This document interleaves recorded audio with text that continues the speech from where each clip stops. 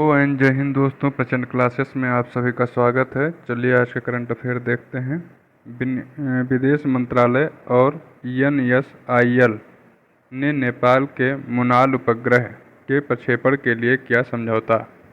राष्ट्रपति द्रौपदी मुर्मू को Timor Leste के सर्वोच्च नागरिक सम्मान ग्रैंड कॉलर ऑफ ऑर्डर से किया गया सम्मानित। पीएम मोदी ने नारियल की 2 किस्मों कल्पा सुवर्णा और कल्पा शताब्दी को लॉन्च किया। पेरिस ओलंपिक 2024 की पदक तालिका में भारत 71वें स्थान पर है। इसने 5 कांस्य पदक और 1 रजत पदक जीता है। टोटल 6 पदक जीते हैं। ठीक। मद्रास उच्च न्यायालय ने मंदिर में मूर्ति को जीवित व्यक्ति के रूप में दी मान्यता। 10 अगस्त को मनाया गया विश्व शेर दिवस 2024। उड़ीसा में देश का पहला राइस ATM हुआ लॉन्च। छत्तीसगढ़ ने देश के तीसरे सबसे बड़े टाइगर रिजर्व गुरु घासीदास तमोर पिंगला को दी मंजूरी। असम में मानव हाथी संघर्ष को कम करने के लिए हाथी ऐप किया विकसित। अनंत दर्शन शंकर को MS स्वामीनाथन पर्यावरण संरक्षण पुरस्कार से किया गया सम्मानित। 10 लाख करोड़ के निवेश के साथ केंद्रीय मंत्रिमंडल ने PMAY प्रधानमंत्री आवास योजना U का मतलब होता है अर्बन 2.0 की मंजूरी दे दी है। आज का मोटिवेशनल कोट है, दुनिया उसी की कदर करती है जो खुद को कीमती बनाता है, उसकी नहीं जो जरा सी मुसीबत देखकर हार मान जाता है। तो बिल्कुल सही बात है दोस्तों। चलिए बढ़ते हैं हम लोग अपने विश्लेषण की तरफ। हाल ही में विश्व शेर दिवस 2024 कब मनाया गया? ये 10 अगस्त को मनाया जाता है। ठीक है, 10 अगस्त को ही विश्व जैव ईंधन दिवस बायोफ्यूल डे भी मनाया जाता है। तो दोनों याद रखिएगा, बायोफ्यूल डे भी मनाया जाता है। विश्व दिवस मतलब विश्व जैव ईंधन दिवस। ठीक है, BF का मतलब बायोफ्यूल। विश्व शेर दिवस 10 अगस्त को मनाया गया। इसको बिग कैट फैमिली भी कहते हैं। इसमें जो है ये प्रोजेक्ट जो है 15 अगस्त 2020 को प्रोजेक्ट लायन शुरू किया गया था, तब से मनाया जा रहा है। भारत इसमें 2023 में शामिल हुआ।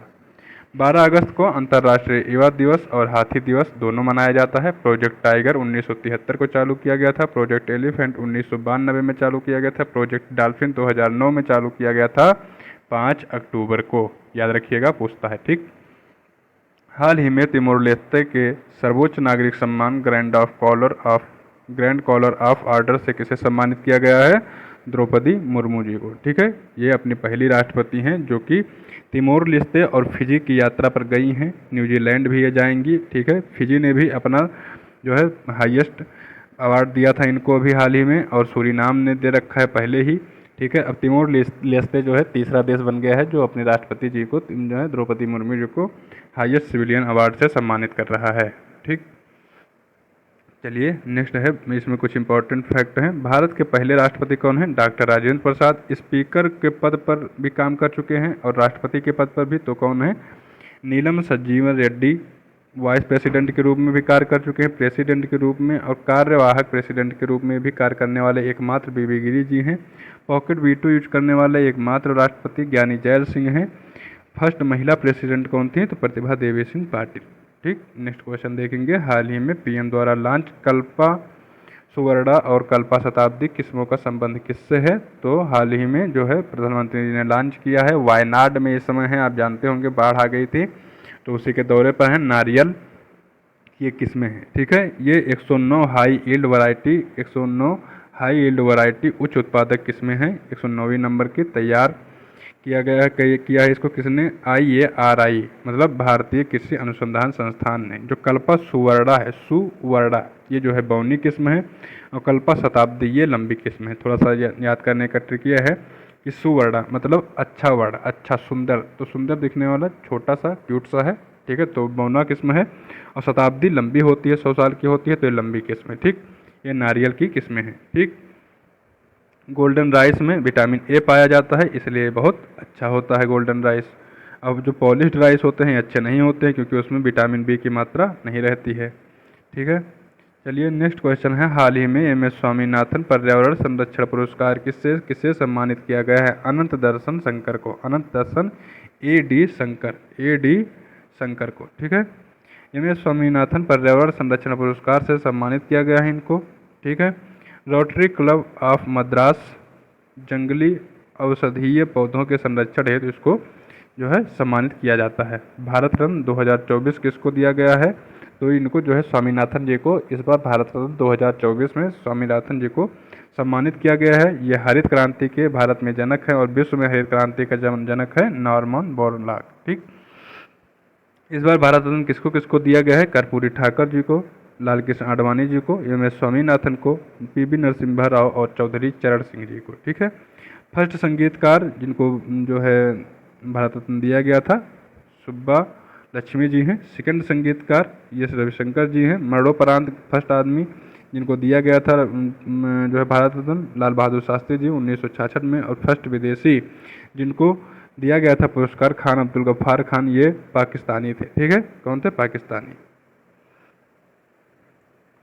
हाल ही में मंदिर में मूर्ति को जीवित व्यक्ति के रूप में किसने मान्यता दी है, मद्रास उच्च न्यायालय ने जीवित व्यक्ति के रूप में मान्यता दे दी है, क्योंकि प्राण प्रतिष्ठा की जाती है मूर्ति की। आपने देखा होगा रामचंद्र जी की मूर्ति की गई थी, ऐसे ही की जाती है गर्भगृह में रखने वाली मूर्ति का। मुस्लिम महिला के हिसाब से जो तलाक कानून था वो समान अधिकार दे दिया गया। ठीक है। 125 धारा के तहत, धारा 125 के तहत।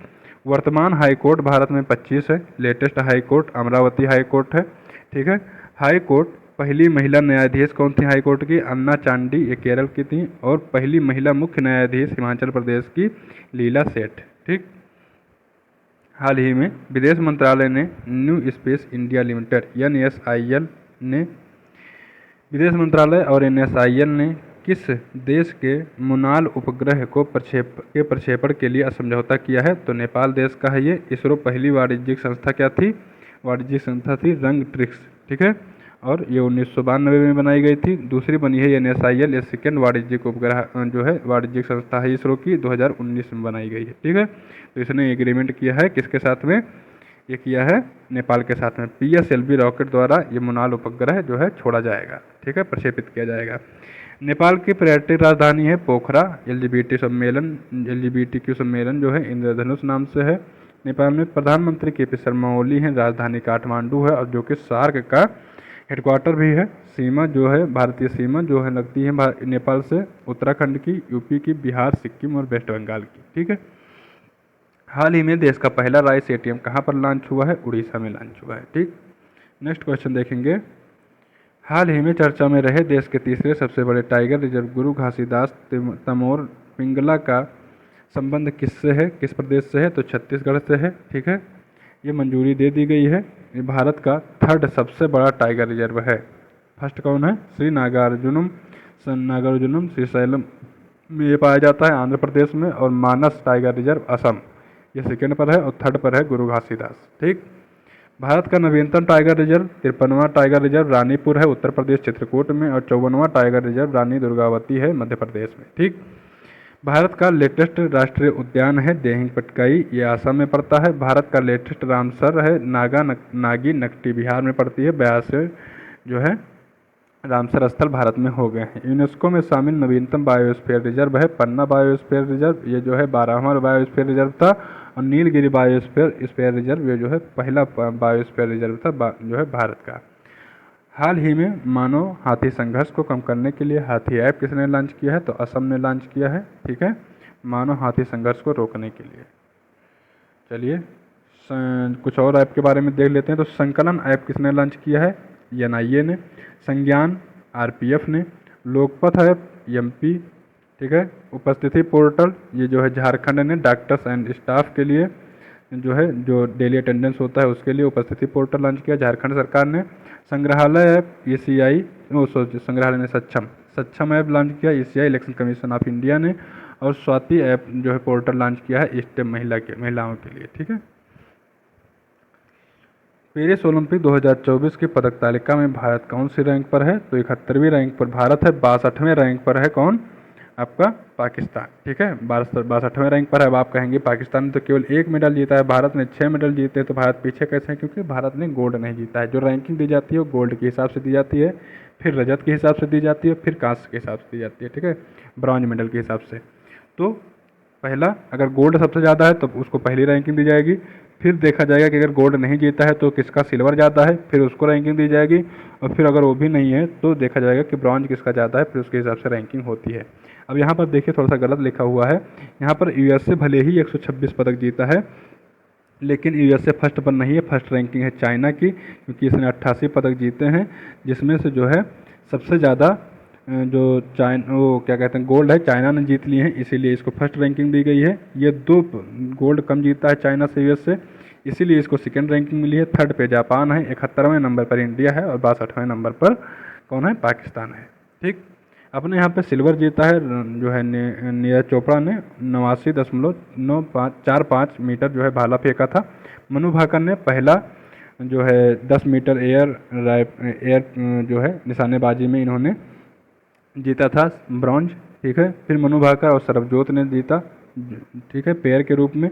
फिर स्वप्निल ने जीता 50 मीटर के रूप में, और फिर हॉकी टीम ने जीता ब्रॉन्ज, और अमन सहरावत ने 57 kg वेट भार में जो है कुश्ती में जीता है ब्रॉन्ज मेडल। तो ये 1 सिल्वर और 5 ब्रॉन्ज के साथ 6 मेडल हैं टोटल भारत के पास। ठीक है, अब आते हैं देखेंगे, ये बताइए कि जो है जब समापन समारोह हुआ है, ठीक है, समापन में जो है ध्वजवाहक कौन थे, तो ये थे मनु भाकर।